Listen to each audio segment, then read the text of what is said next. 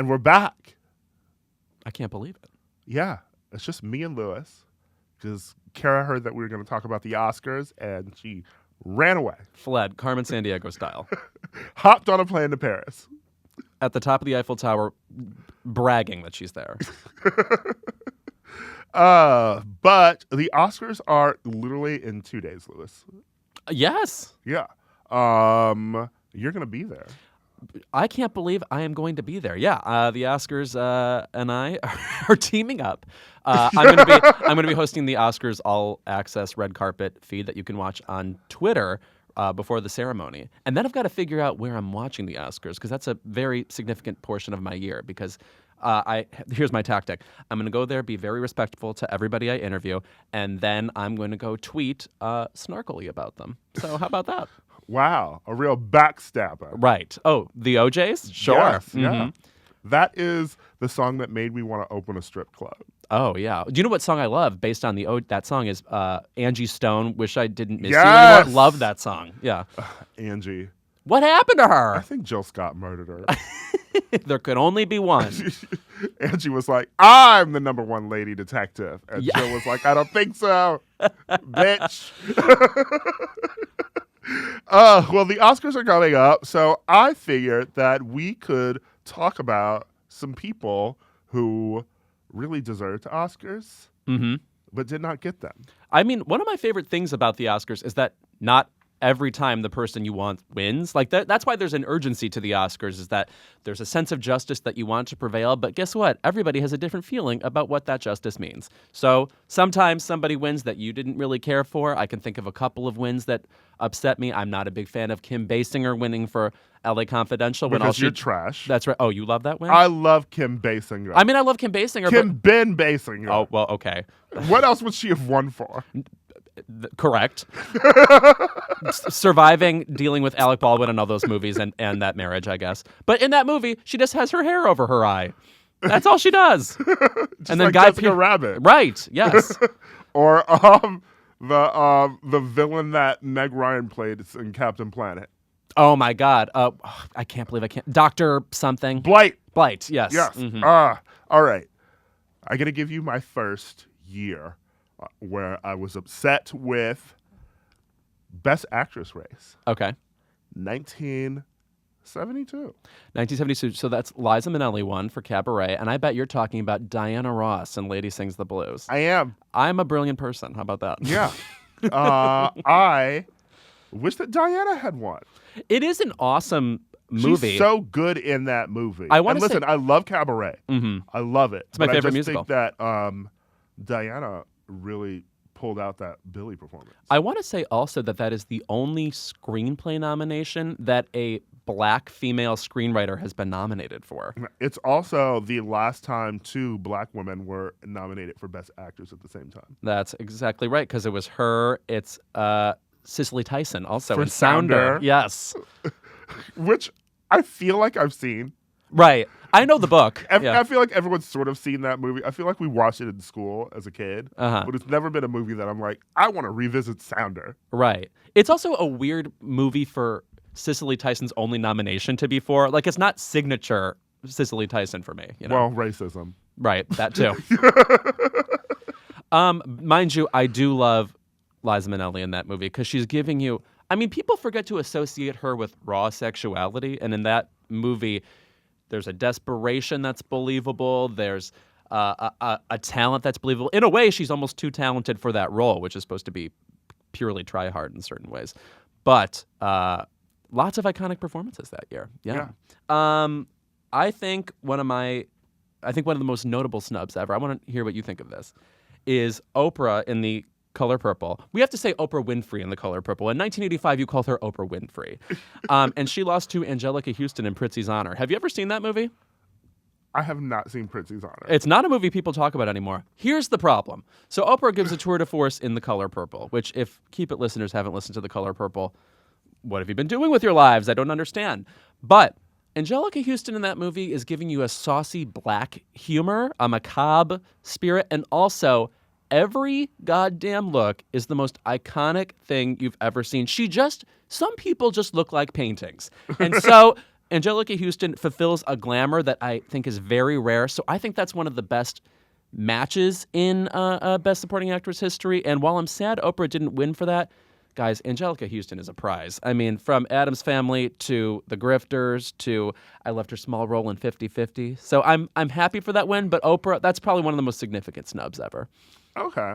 I think that you know who my most heartbroken snub is. Is this 1996? Angela Bassett. Oh, no. I was thinking Marianne Jean-Baptiste for Secrets and Lies. No. Oh, Angela Bassett and What's Love Got to Do with It. And she lost to Holly Hunter in The Piano. Yes. That is a movie about... we have established I don't like movies about pianos. Every single one of them. Every single one. Wow.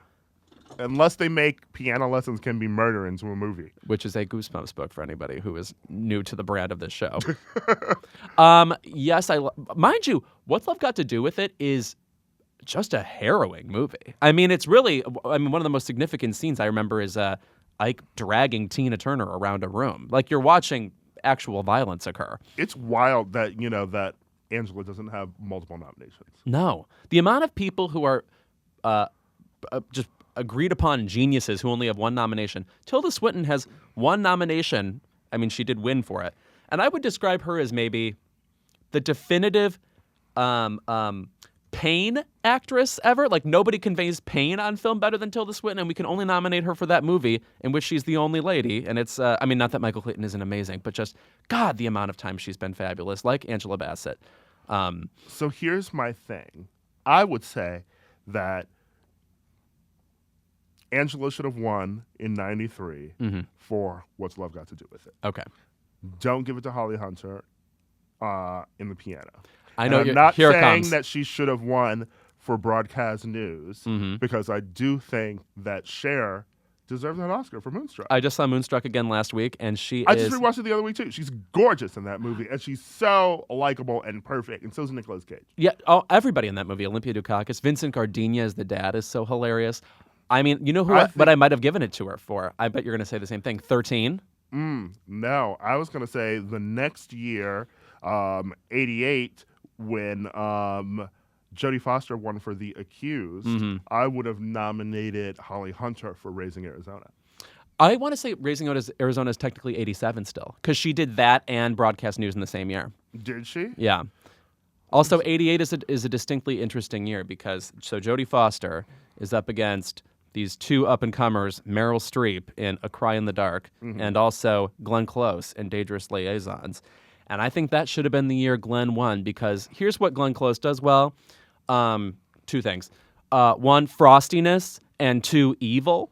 And they are both on full display there. And we wouldn't get that combination again until Damages, which was roughly 20 years. So we have owed Glenn Close a lot and rarely given it to her. I guess they did come out the exact same year. That's interesting. Well, yeah, because Broadcast News came out December 16th, 1987. Yep, right. And Raising Arizona came out in March. Broadcast News also has a great small performance by Joan Cusack in it, which reminds me of a snub I think about. That, by the way, gay men have really jumped on, at least via Twitter in the past couple years. Have you seen, I already brought up this franchise, Addams Family Values? Yes, of course. I think a lot of the time when people talk about snubs, everyone's seen that movie, that mean the most to them at the Oscars, it usually involves comedy performances because they are rarely rewarded, or the movies themselves don't garner enough acclaim to really get themselves in the conversation, But in Addams Family Values, Joan Cusack with just a perfect yellow-white bob, and as we've said before, I'm a big fan of bobs, is so deliciously evil in that movie, in a perfectly cast film. She's great. Yes. It plays well again and again and again. And if you put her up against, I believe Anna Paquin won that year for The Piano, good performance. Fuck piano. The piano is all over. Ira is more opposed to the concept of a piano than the film The Piano. I think she could have competed. Unless they make a movie from The Piano Lesson. Which they haven't done, weirdly. Like a good one. I think there's like a taped play version. There's a tape play version of everything.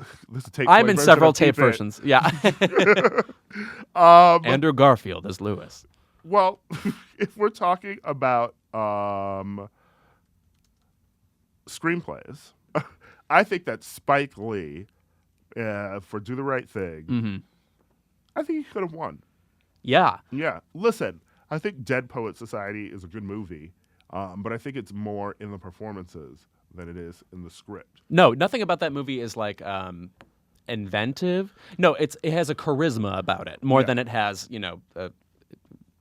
particularly innovative writing. Yes. Yeah. Also, speaking of Kim Basinger, do you remember that year? She stood up at the podium and she talked about how Do the Right Thing was snubbed at that ceremony. This isn't something that took years for everybody to understand. Oh, of course. People knew then that it was a huge snub. And Kim Basinger went off script to say that on the air. It's pretty rad. That's why they love Kim Basinger. Yeah. I'm sorry I was shady to her earlier. Kim Ben Basinger.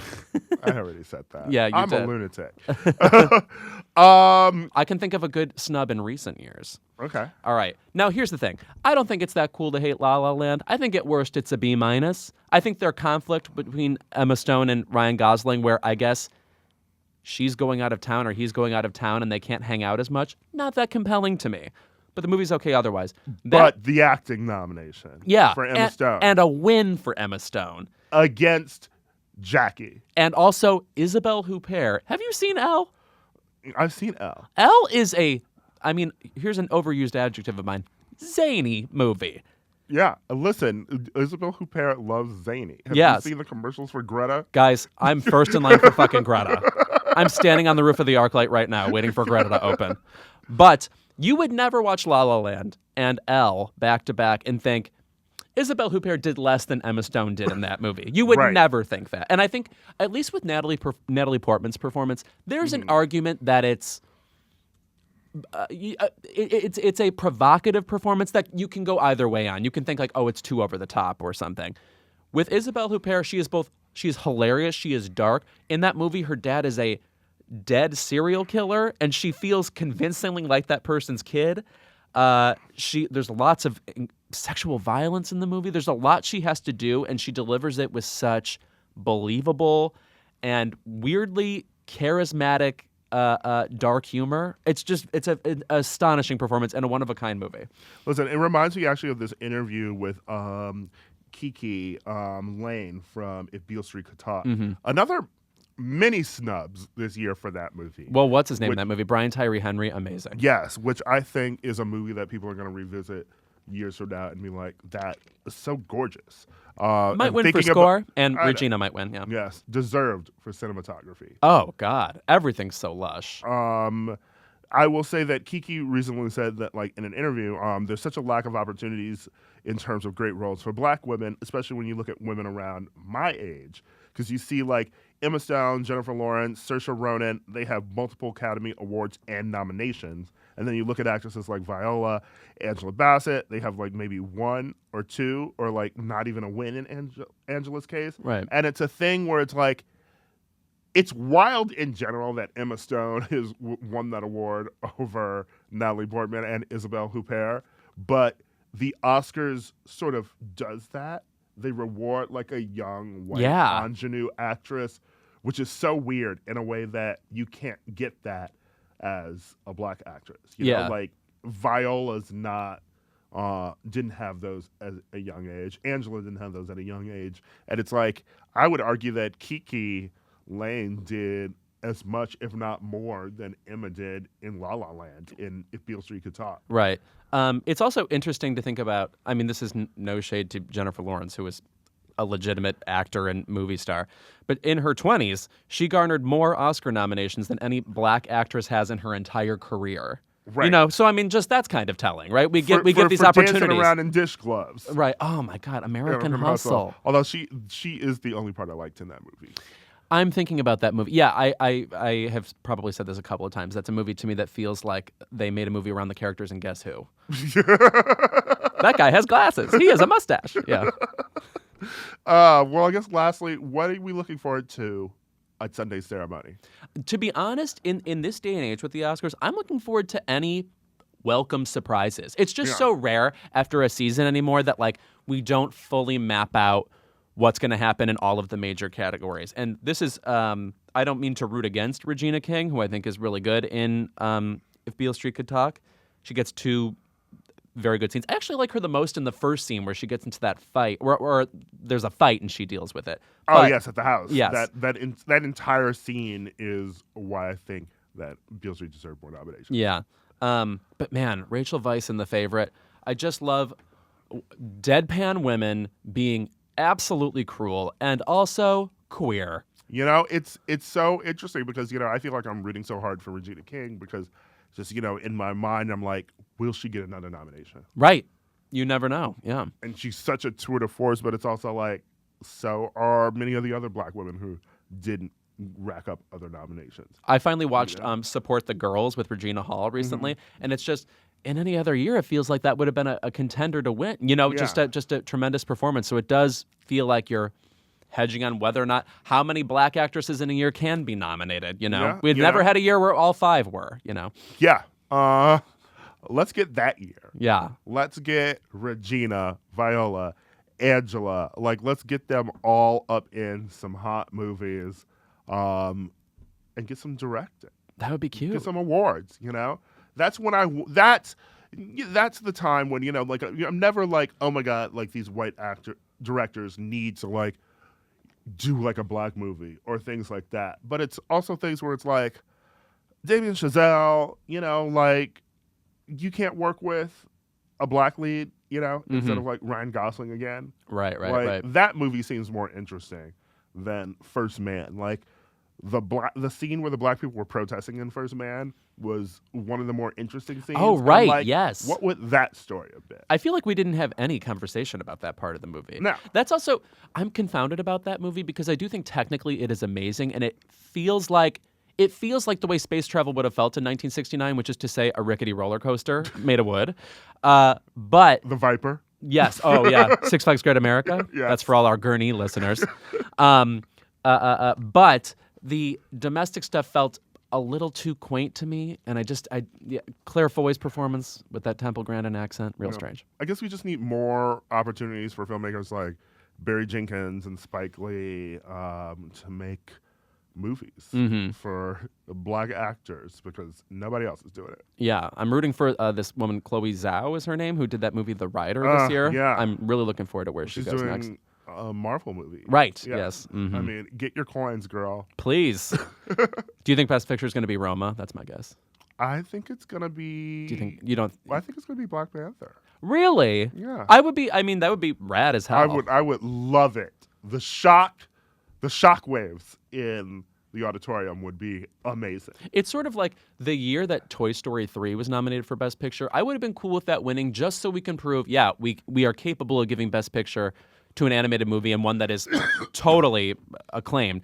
Black Panther has to be the most acclaimed comic book movie of all time. Right. So if we gave it Best Picture, that would be affirming in a way that I would find totally bearable, even though, you know, I don't understand capes and powers. I get it, you know, and it'd be a fuck you to like the people who like have their anonymous Oscar ballot who are like, I just think that superhero movies are like trash or something you get at the gas station, and then later admit it, I have not seen Black Panther yet. Though. That really is that's Hollywood Reporter? Yeah. Where do they find these people These who monsters! one think this shit and two are like, let me get on the phone. Right. Let me recount how much I suck. But anonymously, there's always some person with some racist comment or something like, or the person who's like, I'm voting for Green Book because I hate being told what to watch. You have no opinions of your own, just resentment. Just resentment. It's like, did you enjoy Green Book, sir? Oh, my God. I fell asleep during Green Book. Fell asleep. Well, I've watched it 900 times. Anyway, that's our episode. Thank you for listening to the first Keep It Brief, and we'll see you next week.